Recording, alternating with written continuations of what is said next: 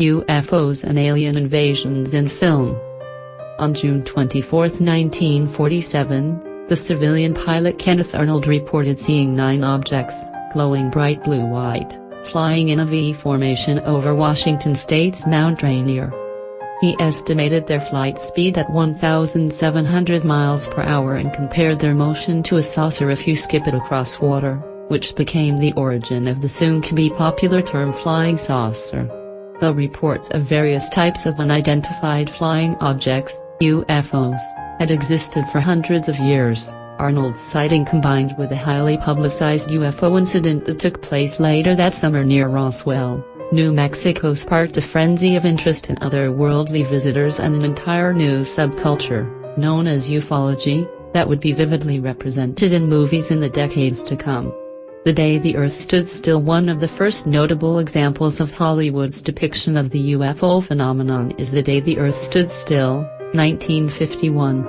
Adapted from Harry Bates' 1940 short story Farewell to the Master. In the film, a flying saucer causes utter chaos when it appears in the skies over Washington, D.C. Touching down outside the White House, a British accented alien named Klaatu emerges and asserts that he means only goodwill towards humankind. He wants to gather the world's leaders together to deliver an important message. Rebuffed by suspicious U.S. authorities, Klaatu befriends Helen and her young son, who introduce him to a prominent scientist, Professor Barnhart. When Klaatu is shot and killed by the military, only Helen is able to give a key order to Klaatu's faithful robot servant, Court, in order to resurrect his master. Alive again, Klaatu is finally able to deliver his message to mankind. The development of atomic weapons on Earth had been noted by the Galactic Federation, which will not stand for their misuse. The mighty Gort will serve as a planetary policeman, with the authority to destroy the world if things get out of hand. The Day the Earth Stood Still. In its rather pessimistic ending, according to Klaatu, the Earth has only 2 choices: live in peace, but under constant supervision from another civilization, or choose conflict, and be obliterated. Can only be fully understood against the backdrop of the Cold War-era United States, when anti-communist hysteria was sweeping the country, stirred up by Senator Joseph McCarthy and his House Un-American Activities Committee, HOAC. The depiction of the media's coverage of Klaatu's arrival and stay on Earth in the film reflected coverage of the communist threat in the popular media at the time, as the polite, erudite Klaatu is characterized as a monster and a menace that must be tracked down like a wild animal and destroyed. Some saw the film's peace-loving message as political propaganda, pointing to the participation of one of the actors, Sam Jaffe, who was accused of communist sympathies and later placed on Hollywood's infamous blacklist. In the end, the film stands up not only as an interesting milestone in the development of ufology, but as a monumental science fiction film in its own right. War of the Worlds. Red Scare-era America also embraced the classic Oscar-winning movie The War of the Worlds, based on H.G. Wells's novel, which took a more sinister view of invaders from another planet. A radio dramatization of the novel by Orson Welles, beginning with a series of news bulletins that suggested an actual Martian invasion was in progress, caused mass hysteria when it was broadcast on Halloween of 1938. As the 1953 film opens, the narrator intones that with their own natural resources being exhausted, the inhabitants of Mars, the red planet, are looking to Earth to continue their civilization. Dr. Clayton Forrester, a famous scientist, rushes to the scene after a molten hot meteor-like object lands in the California countryside. It turns out to be an alien spacecraft, and its occupants viciously kill 3 men who approach the craft in friendly greeting. The military is alerted, but human weapons are powerless against the strange ships, which have begun landing all over the world. Forrester and his love interest, Sylvia Van Buren, struggle to evade the Martians, who, in a radical departure from the human-like Klaatu, are portrayed as smallish brown creatures with 3-fingered hands, to match their tripod-like ships, and a single large electronic eye glowing red, blue and green. Military forces around the world hit the Martians with all their firepower, even the deadly A-bomb, to no avail. In the end, the all-powerful aliens begin dying when they try to emerge from their spacecraft. As narrator puts it, they are killed by the littlest things which God in his wisdom had put upon this earth: bacteria. The popularity of The War of the Worlds and The Day the Earth Stood Still, as well as that of a number of other films, including The Thing from Another World, 1951, Earth vs. the Flying Saucers, 1956, and Invasion of the Body Snatchers, 1956, helped make the 1950s a watershed decade for ufology. One of the most high-profile UFO incidents of the decade involved George Adamski, who claimed to have met a friendly visitor from Venus in the California desert on November 20, 1952. Adamski became a kind of hero to the budding ufology movement, but some have argued that he was less than honest, and that much of his story bears strong similarities to aspects of films such as The Day the Earth Stood Still.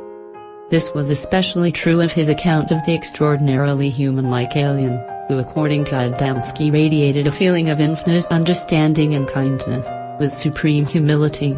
Another notable contactee incident came in the early 1960s, when the New Hampshire couple Betty and Barney Hill claimed to have been abducted by aliens.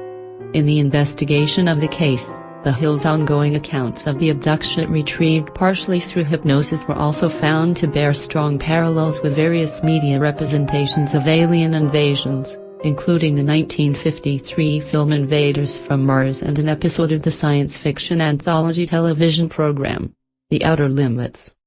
Close encounters. By the mid-1970s, UFOs in the surrounding subculture had not lost their momentum as a popular distraction. Even President Jimmy Carter, elected in 1976, claimed to have seen a UFO. In 1977, Columbia Pictures released Steven Spielberg's Close Encounters of the Third Kind, with a massive advertising push touting the movie's tagline, "Watch the Skies." Based on the UFO experience by Dr. J. Allen Hynek, the scientific advisor to 3 UFO studies conducted by the U.S. Air Force. The film depicts many aspects of actual UFO incidents reported to Hynek, though many details and circumstances were manipulated for maximum dramatic effect. Set in the present day, the movie opens with the arrival of a French scientist, Lacombe, in the Mexican desert, where strange sightings and sounds have been reported to have come from the sky. The team later investigates similar occurrences in Malaysia and India, eventually piecing together a system for communicating with the UFOs and learning the coordinates of their next landing. Meanwhile, in Indiana, electrical repairman Rainier meets Jillian and her young son, Barry, when all three come into contact with the same brilliant flying objects. Barry is abducted by cosmic visitors, while Jillian and Neri become obsessed with the same mysterious shape, a pyramid-like form with a flat top. When they see news reports of a mass evacuation of the area around Devil's Tower in Wyoming, an evacuation that the Army achieved by faking reports of a poisonous gas leak, both recognize the peak as the strange shape they have been envisioning. Once they arrive, they realize a number of other people around the country have had the same vision. All of them have experienced a close encounter. Neri and Jillian escape the Army's supervision and are able to witness the climactic spectacle, the first human contact made with the UFOs and their occupants. Some conspiracy-minded ufologists viewed Close Encounters as a concerted effort masterminded by the U.S. government to introduce the public to the concept of friendly aliens. The aliens depicted in the film are decidedly more benign than any previous incarnations, child-size, with large heads and protruding bellies. They have largely featureless faces with deep-set eyes. They return their human captives, including Barry, unharmed. At the end, after Lacombe makes the hand signals he has devised to communicate, the lead alien actually seems to smile before heading back onto his ship, taking Neri back with him as an ambassador from Earth. The success of Spielberg's film made an immediate and international impact. When the United Nations meeting was convened in late 1977 to discuss UFOs, delegates were shown Close Encounters as a talking point. In January 1979, the British House of Lords even held a 3-hour-long debate on the subject of UFOs, and the motion, eventually defeated, that the British government should make public what it knew about them. 1980s and 90s. The vision of aliens as friendly, even cuddly beings was further enhanced in movies like Spielberg's E.T., The Extraterrestrial, 1982, and Ron Howard's Cocoon, 1985. It was a far different vision, however, that would inform the next generation of UFO-themed movies a decade later. The biggest of these, Independence Day, arrived in July 1996 amid a frenzy of anticipation. In the movie, the scientist David Levinson joins forces with Steve Hiller, a U.S. Marine Corps pilot, to spearhead the defeat of a menacing army of aliens in flying crafts that are targeting Earth's major cities. When the alien ships turn out to be satellites sent by a massive mothership hovering above Earth, Hiller and Levinson are sent to plant a nuclear device on the mothership to destroy it, while President Bill Whitmore commands an attack by U.S. fighter jets on the alien satellite ships near the classified Area 51, in Roswell, New Mexico. A blockbuster hit dismissed by many critics as a poorly written, special effects-laden knockoff of The War of the Worlds. Independence Day marked a return of the view of aliens as hostile invaders seeking to destroy the Earth in a moment of pointed humor. It portrays a group of giddy ufologists who gather under the aliens' ship ready to celebrate the arrival of close encounter-style friendly aliens, only to be massacred. Independence Day also reflected the continuing public fascination with the idea of an alien invasion, and specifically with the mystery surrounding the Roswell site in New Mexico, long believed to be the center of all the information that the government and military are hiding about UFOs. This fascination was also a central focus of the popular TV series The X-Files, 1993 to 2002, and other hit movies, such as Men in Black, 1997, 21st Century in 2005. Steven Spielberg, the creator of E.T., decidedly film's cutest and friendliest alien, declared that the time was right for his updated version of the ultimate hostile alien invader movie, The War of the Worlds. The film, starring Tom Cruise, is not a faithful remake of the 1953 version, or of Wells's novel, but its central plotline and message remain consistent. A race of intelligent, merciless extraterrestrials are invading the Earth, and must be defeated to avoid the destruction of the human race. The shadowy nature of the enemy in Spielberg's War of the Worlds, aliens are tripods, and not specifically Martians, suggests the changed nature of the threats facing Western society today.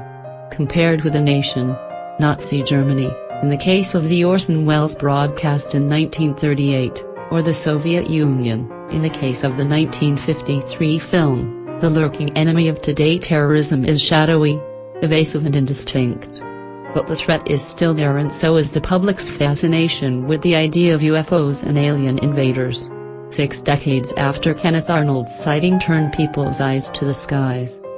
If history is any guide, it is a fascination Hollywood will continue to reflect and exploit for years to come.